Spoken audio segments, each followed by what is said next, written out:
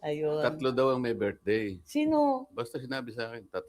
Sino yung dalawa? Ayaw magpakilala ng dalawa. Ha? So, Nora, 3. kasali ka? Tapos, si Dindo. Saan si Dindo? Andito ba? O nagtatago sa blowout? 3? 4 pa. Naku ha, 4 ang may birthday, wala akong masabi. So, happy birthday sa inyong lahat. Balita, marami kayong katanungan kung anong tingin namin dun sa takbo ng investigasyon at iba't iba pang bagay-bagay, mga pangyayari. January pa lang, ang dami-dami ng happenings. Kaya nandito po kami ni Senator Marcoleta. Senator Marcoleta po. Si Senator Amy, wala siya kahapon. Kasi yung mata niya, kailangan mo nang magpatak ng mata kasi. So Tama. anyway, kahit wala siya, nakahook naman siya dun sa entire proceedings, kaya alam niya rin. So, baka meron kayong gustong itanong kung ano yung observations natin. Assessment. Sa inyo daw muna. Tama. Kasi ako, yung anticipation ko nung kahapon is more on opening a new area sana kung saan kami papunta. Kasi alam naman ninyo, matagal na namin sinasabi, dapat puntahan na natin kung sino talaga yung pinakaugat, kung sino yung mastermind. Pero kahapon nakita nyo, it was concentrated on the coordinates. Ako, I was a little bit disappointed. Personal ko to. Kasi sa kauna-unang hearing pa lang namin sa Blue Ribbon, sinabi ko na yun, there is a problem on coordinates. So, ibig sabihin, kahapon lang nila na naisip na totoo pala yun. At doon na-concentrate ang usapan. Totoo yun eh. Ang ginamit nila is MYPS, which is multi-year planning and system. Samantalang meron silang PCMA, which is more accurate. Meron pa silang Survey 123. Yun ang ngayon, inumpisahan na naman sa MYPS. So, ano mapoprofit natin doon? Wala. The coordinates are wrong. The discrepancies, sa kanila nga, mga 2 kilometers lang ang discrepancy. Ito sa ginawa namin, was able to find out a variance or discrepancy between 65 or 67 kilometers to 400 kilometers. So, it is a little bit disappointing on my part kasi I was expecting more. Lalong-lalo na, nandoon si Yusek Bernardo, the former Yusek Bernardo, at nandoon din si Yusek Trigib. Kung maalala ninyo, noong budget hearing, in the plenary debates, Senator Ping made a disclosure that hearing ito ng DBCC, Sen. Amy, if you can recall, he made mention of something like 8 billion pesos, which was the kickback out of 81 to 82 billion pesos na nanggaling doon sa Operation Yusek Bernardo. Yung 16% is supposed to be about 8 billion. Binigyan niya kay Yusek Trigib. At sinabi pa niya doon na parang nag-switch sila ng armored van park in the parking lot or parking space of Diamond Hotel. I was expecting na sana doon pagharapin. Trigib, as you have, Yusek Trigib denied it on the questioning of Senator Kiko. Sabi pa ni Senator Kiko, that's a general denial. Alam nyo, sa abogado, pag sinabi mong that's a general denial, meron pong ibig sabihin yun. Ang general denial is a negative pregnant, which means it is equivalent to admission. So sana, nandun sana yung tanungan. Nandun si Yusek Bernardo, so on questioning of Senator Kiko. So ibig mo sabihin, nung dinideny mo, di nagsisinungaling si Yusek Bernardo. I can say that, sabi niya. So si Yusek Bernardo should have been allowed to explain. O, ginawa kang sinungaling, ano masasabi mo? Sana. Wala yun eh. Yes. What do you make of yung 2 witnesses supposedly who established the link between Curly Vizcaya and former Speaker Martin Romualdez dun sa pagbili ng bahay sa South Court? May nabuo ba doon? Wala din. Wala rin. Sige, ikaw na, Sen. Narinig mo din. Gusto ko lang i-rectify, umattend ako nung unang hearing na chair na si Senator Lacson. Tapos, nag-represent ako ng ating bansa sa Korea sa second hearing. Kaya lang nadismaya ako dun sa pagtistigo ni Sergeant Gutesa. Nanood ako, pare-pareho lang. Sila na rin, kahapon, yun na nga, yung dalawang kasambahay, sila na rin ang sumasagot para sa dalawang kasambahay. Wala rin na na tutukan, wala rin na bunyag. Ayaw ko sanang magsalita ng makakasakit o makaka-offend sa aking mga kasamahan. Pero yun naman ang nakikita ng mga Pilipino. Nakikita naman natin na parang wala namang pagtutuunan nito. Nalulungkot tayo, binoboses ko lang, nakikita. Imbes na yung mga may kasalanan ay ang matakot, ang mga nag-iingay pa ang sinisindak. Parang baliktad na eh. Kaya medyo nakakalungkot.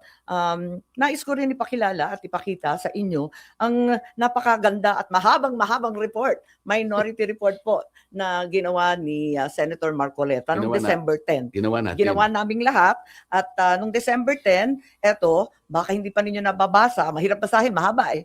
Ngunit gusto ko sabihin at idiin na lubos ako sumasang-ayon dito sa minority report na malinaw nitong punto na ang pananagutan ay hindi dapat nakatuon lamang sa implementing agencies, sa iba't ibang kontratista, sa kung sino-sino lamang.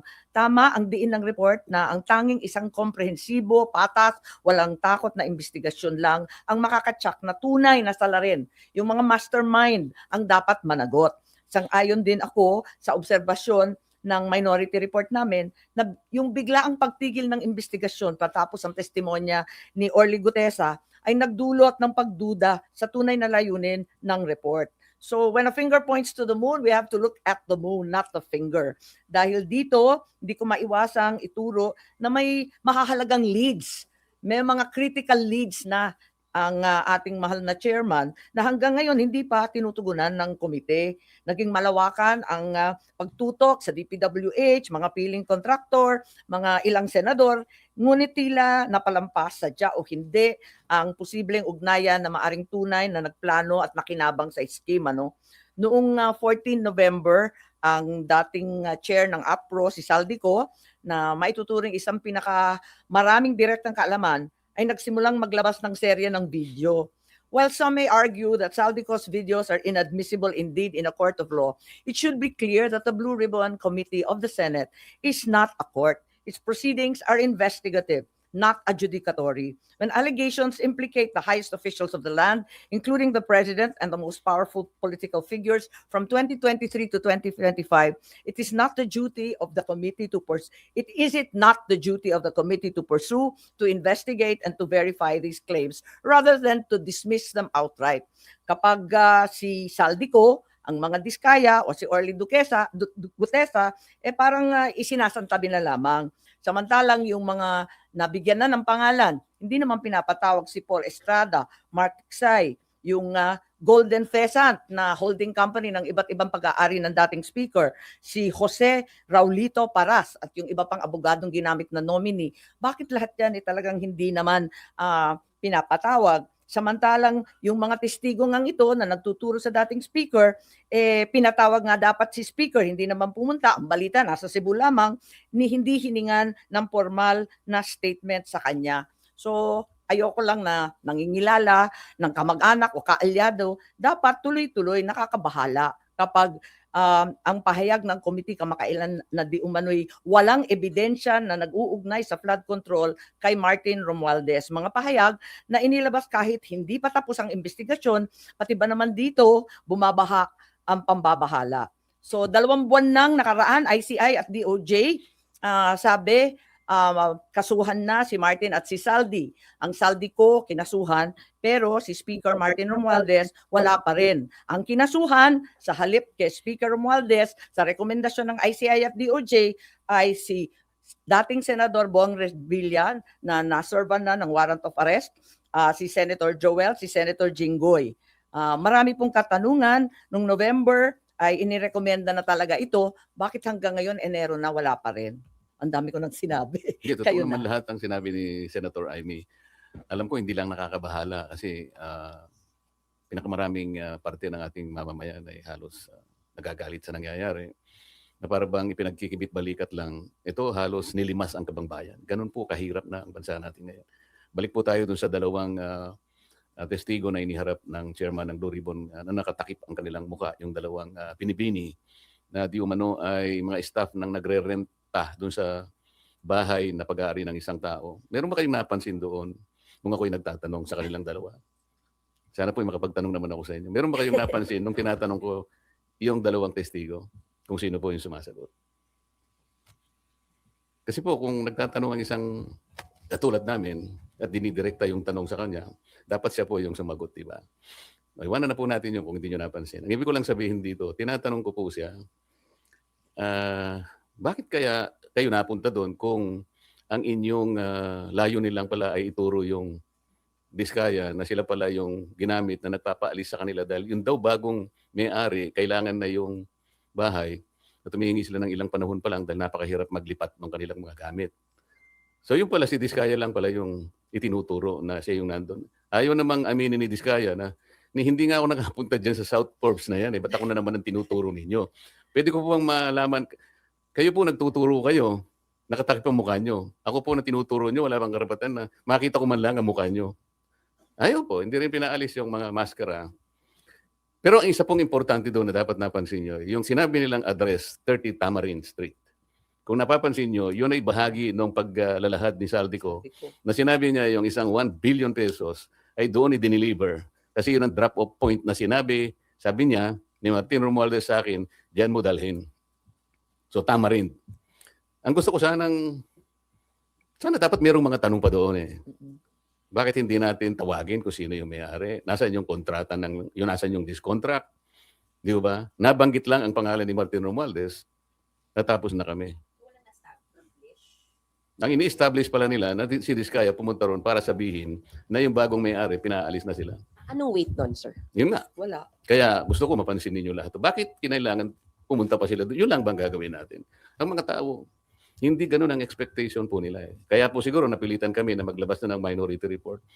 Hindi lang sa kung ano pa man bagay. Ang mga tao po kasi nagtatanong, ano po ba nangyayari na dyan? Simula po nung ako'y nawala na po na chairman at napalitan nga po.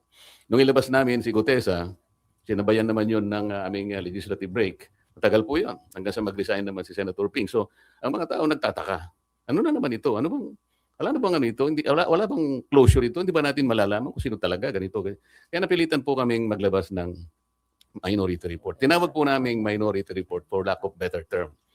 Kasi po kung gagawin nating legal ito na isasang-ayon natin sa aming mga committee, sa ating Senate rules, hindi pa kami pwedeng maglabas kasi kailangan matapos talaga yung committee report.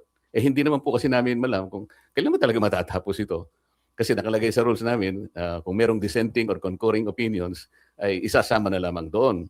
This is neither a concurring or dissenting report. Kaya tinawag namin minority report sa pag-aakala namin magagamit po ninyo. Nandito po yung aming observations, meron kaming findings, nandito yung issues, nandito yung mga recommendations namin, nandito po yung set of possible legislative measures na pwedeng at ginagawa na po namin na pwede naming i-file in aid of legislation. Meron pong mga potential personalities na pwede pong kasuhan. Ang totoo niyan meron po kaming Listahan dyan sa likod. nakalagay Oo. po rito eh. Ang totoo po itong minority report na to, I had the chance of disseminating this for the first time on December 11, 2025. Meron po kasing forum sa Quezon City. It was held in MICE Center in Quezon City. iCare po yung host. iCare means Interdisciplinary Conference on Accountability, Reform, and Engagement. Ito po ay hosted by the NCPAG of the University of the Philippines. I was one of the panelists, kasama po si then Chairman Popoy de Vera, andun din po si Congressman Erice. I recall that political analyst Malutiki was there also. And I think the Dean of the Political Science Department of the University of the Philippines. So sabi ko, dahil kaugnay naman po sa pinag-uusapan nating transparency, accountability, and reform, I took advantage of leaving one copy to the Dean of NCPAG. Pero meron din po kayong mga kasama doon. Hindi lang ganito karami. But I thought that there were media practitioners there. Sa minority report, pwede malaman sino-sino po yung gusto niyong pakasuhan? Sa minority report. Nandito po, kayo na po Nandito. ang... You will give us a copy, sir? Yes.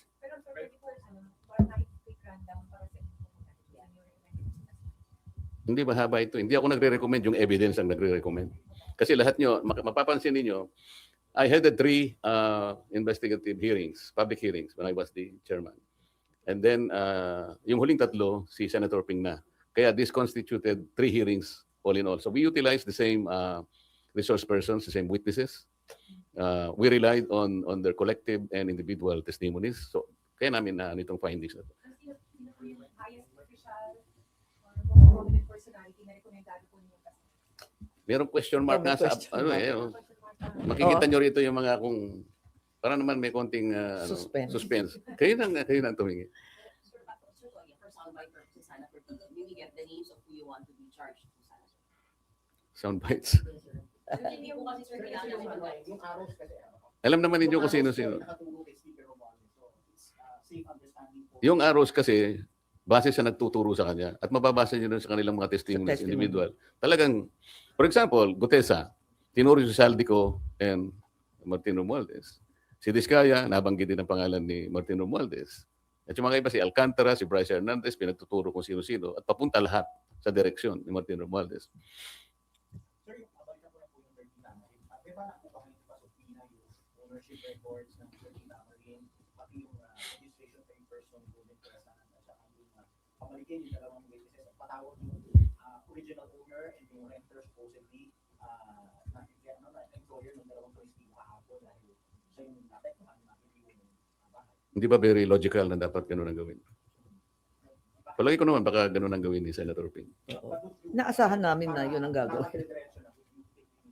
Kung yun ang rekomendasyon nyo, i-recommend natin sa Blue Ribbon. Sen Aimee At and Sen palagay ko, may recurring names, yung pangalan ng mga abogado na kasulat, na proxy, hindi lamang sa 30 Tamarin na ulit-ulit na binabanggit, kundi dun sa foreign properties din. Yung Soto Grande yata, andun pa rin yung Attorney Paras at yung iba't ibang law offices na alam natin. USEC na rin ng DOJ, si Senator Andres. USEC Andres, di ba? Jess Andres. Pero hinihintay ko nga sana kahapon kaya nandun ako. Kasi initially parang ayaw ko na muna. Kaya lang dahil nakita ko sa listahan nandun si Yusek Trigib at nandun si Yusek Bernardo. Baka ako dito magkakaharap itong dalawa. Tama. So naghintay ako doon. And then naisip ko nga na sinabi nga ni Senator Ping during the hearings sa budget sa plenary debates ng DBCC. Talagang sinabi niya yung 8 billion na binibigay ni Yusek Bernardo kay Yusek Trigib. At si Yusek naman binibigay kay Adrian Bersamin. So iniisip ko, baka ako dito magkakaharapan, makikita natin yung tanungan kung saan papunta. Because ang sinasabi natin, di ba, wherever the evidence will lead us, palaging ganun. Bakit wala si Adrian Bersamin? Sen Aimee and sa inyo na rin po, Sen, isa na lang po. Bagamat di naman po kayo pinangalanan kahapon, pero may mga pasaring si Senator Lacson dun sa mga nangmamaliit, nangiinsulto daw sa Blue Ribbon hearing. Sabi niya, shut the F up. Sabi niya, your noise will not silence the truth. Neither does it provide any help in our investigation. Your noise cannot convict and won't even indict the malefactors of this flood control mess. Your comment on it. Sa palagay ko, hindi naman ako yun. Kasi alam ng kahit sinong senador na hindi pwedeng utusan ng kapwa nilang senador. Sa Senado, hindi naman pwede maghari-harian o magreyna-reynahan. Palagay ko, hindi rin ako yun. Hindi rin ako yan. At alam ko, hindi ako ang pinatutungkulan. You don't feel alluded. I don't feel alluded to. Bakit hindi nyo po ipinurso yun? Kasi as you correctly pointed out, dapat nadikdik din si Yusek Trigib doon sa supposedly kaugnayan niya kay Yusek Bernardo. But di nyo po pinurso yun kahapon? Pati yung kay Maynard mo din po? Kasi hinihintay ko nga na sila dapat ang pagmulan ng pag-uusap. Kung ako yung palaging nagtatanong, baka naman ako yung maingay na naman. Ayoko nang ako yung magsimula. Inisip ko lang na nandun naman, nung sabihin ni Yusek Trigib na, kasi sabi ni Senator Kiko, kung dinideny mo yan, ibig mo sabihin sinungaling si Yusek Bernardo. Masasabi ko pong ganun, sabi niya. Sana nag-react si Yusek Bernardo. Bakit hindi siya nag-react? Alalahanin niyo, Yusek Bernardo was already admitted under the WPP. Kapag ang isang witness ay liar at hindi siya kumibo, baka ma-discharge siya as witness. Hindi niya ba kayang ipagtanggol ang kaso ng Estado? You should remember that the state must be assisted in prosecuting its cases. Mabigat ito, kaya nga tayo kumukuha ng testigo that will be placed under the WPP.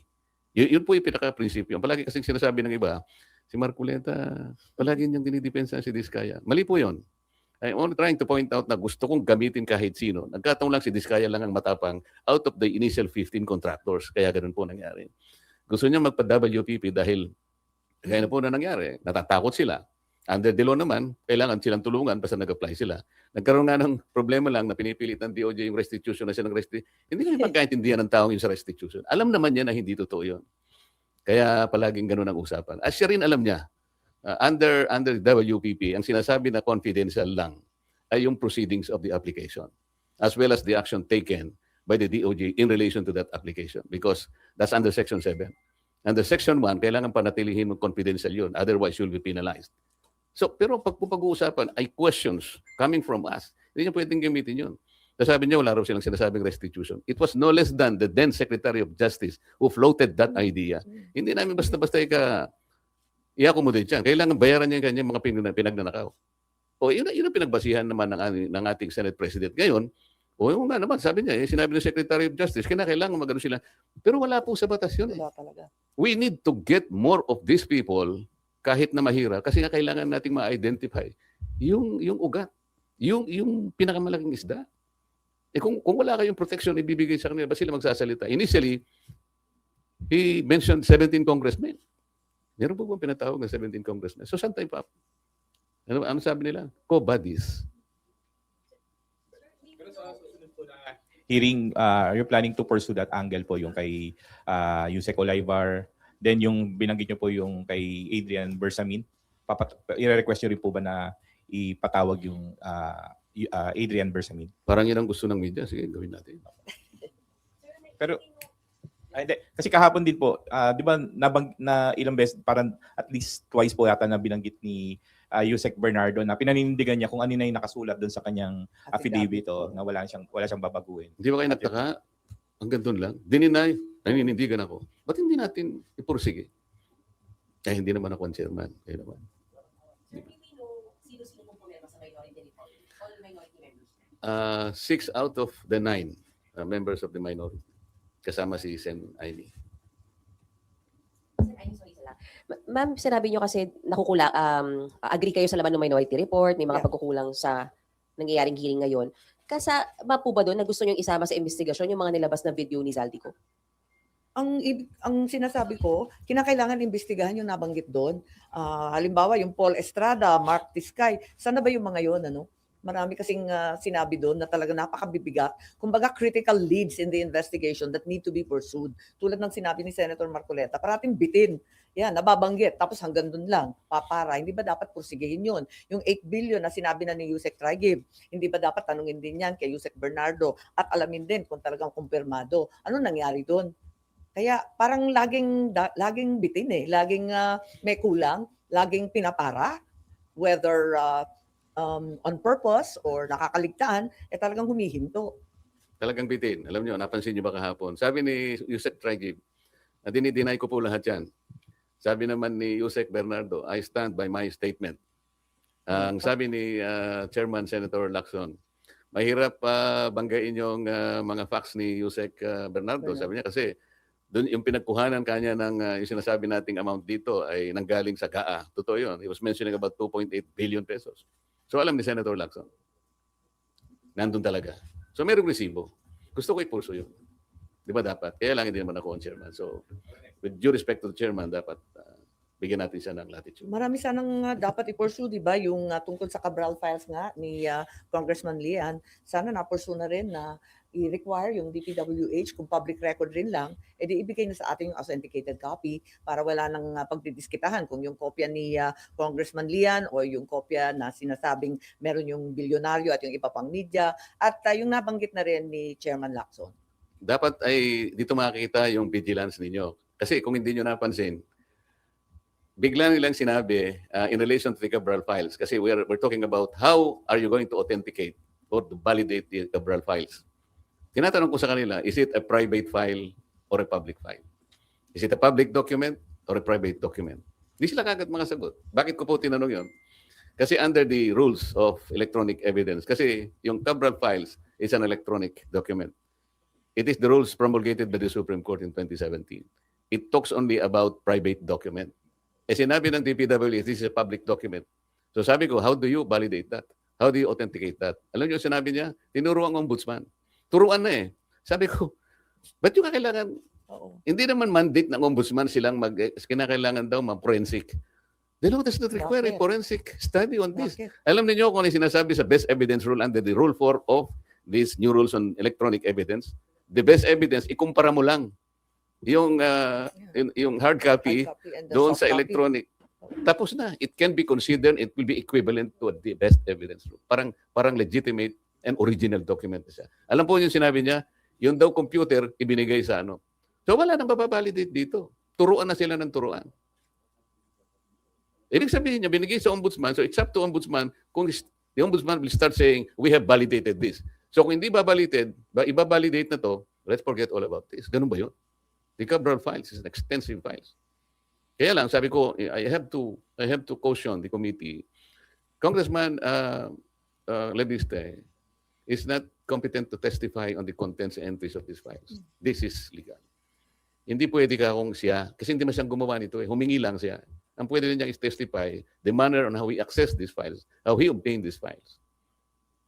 So ngayon po napupunta tayo dun sa parang bitin na bitin Parang walang gustong umusad I can feel that.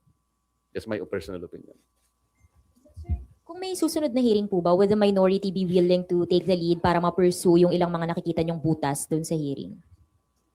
What do you mean by that? Minority cannot lead, so always the majority. I mean po, kayo po yung magpo-pursue lang doon sa mga points that you mentioned today. Kung yan ang gusto niyo mangyari. That is the collective decision of the members, respectable members of the media. Gagawin namin kung yan ang gusto niyo. Kayo po sa minority, sir, napag-usapan niyo na po ba? Since you have all these issues, mga points na na-raise about dun sa naging takbo ng hearing kahapon, napag-usapan niyo na po ba kung ano yung magiging participation ng minority in the next hearings kung meron? Napag-uusapan naman namin talaga. Kaya lang, yung dahil minority nga kami, at kung minsan, mabuti kahapon dahil kukunti kami initially, sabi ni Chair Ping, sige, bigyan namin kayo ng 15 minutes. Medyo okay naman yun. Pero pagka yung maramihan na, 5 minutes na lang kayo, di ba? Sir, sino yung dalawang minority na hindi po pumirma sa minority? Actually, Tatlo. 3. Kasi 6 lang yung... Si former Senate President Cheese, hindi siya pumirma because he's not a member of the Blue Ribbon Committee. Si Senator Alan naman at that time kasi may sakit siya. At si Senator Joel naman, pinababasa niya raw muna. Pasensya ka na bro, sabi niya. Alam mo namang meron akong kaso, so pinabasa ko muna mabuti para hindi kami malagay sa alanganin ko sakasakali. So Kailan yung nga po ulit sir nilabas? December. 10. officially, binigay namin December 10 sa office ng Senate President. Pero nilabas ko sa media yung December 11, yun yung iCare Forum in Quezon City. Yes.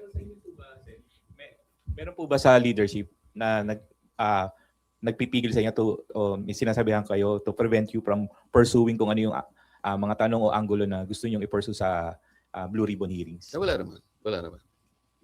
Nakikita ko nga, marami kayong gustong impulsyon natin. Gusto ko lang makita talaga na parang consensus ninyo ito ang ating suriin, ito yung suriin natin, ito yung impulsyon natin.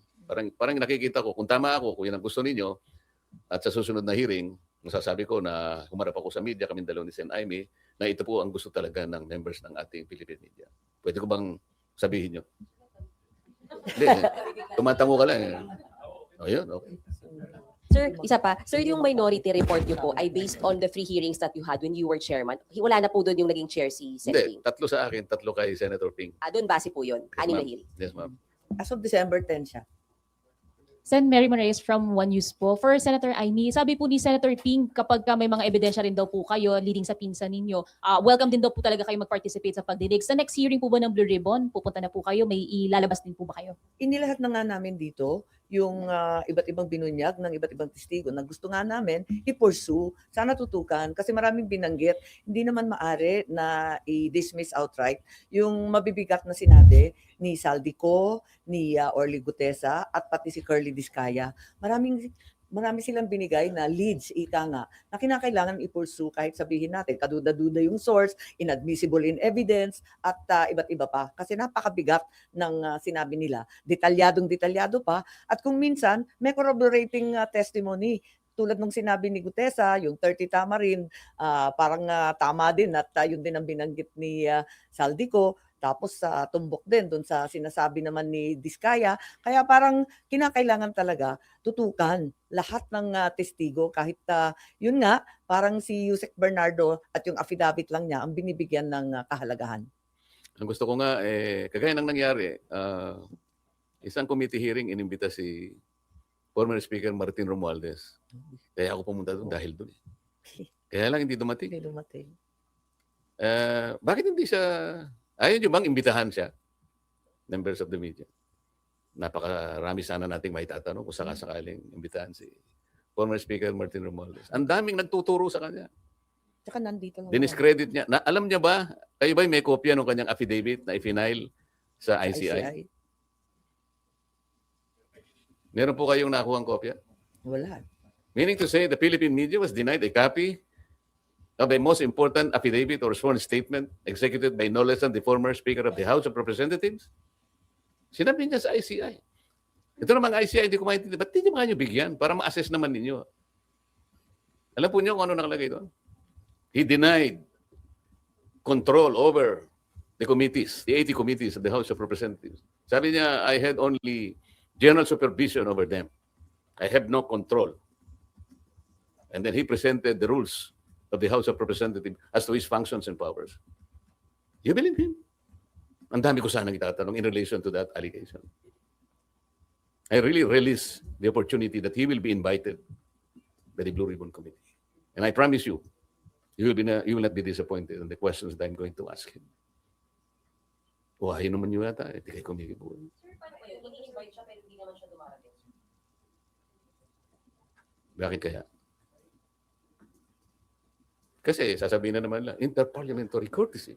Alam niyo, pagka ganito kalaki na ang problema, will you rely on the interparliamentary courtesy concept? Courtesy lang yun eh. We're talking about our nation. We're talking about our people. Kung paano nilimas ang kabambayan. You rely on the courtesy? So would you rather have him subpoenaed? Sana kayo gusto nyo. Para naman lumakas ang loob din namin. Lagot kayo. Lagot kayo. Kasi kami gusto rin namin na suporta ng media. Kasi sabi ko nga sa inyo, huwag naman kayo magagalit sa I felt a little bit disappointed nung ipresenta ko sa ICARE in Quezon City. December 11. Kala ko naman may kasama media niya. Kasi naman kasi may doon. media doon eh. Siguro, hindi naman kasing dami ninyo. Siguro 1/3 of this, siguro nandun. Nag-iwan naman ako. Kasi hindi naman ako yung host. The host is the NCPAG of UP. Nino? Nino daw?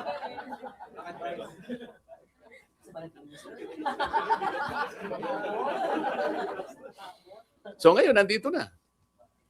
I will make a copy available. Siguro isa na lang kasi ang kapal nito eh. Huwag nyo nang kunin ng exhibits kasi ang exhibit ganyan ka. Pwede yung soft copy po. Yung soft copy na lang, Mike, bigyan mo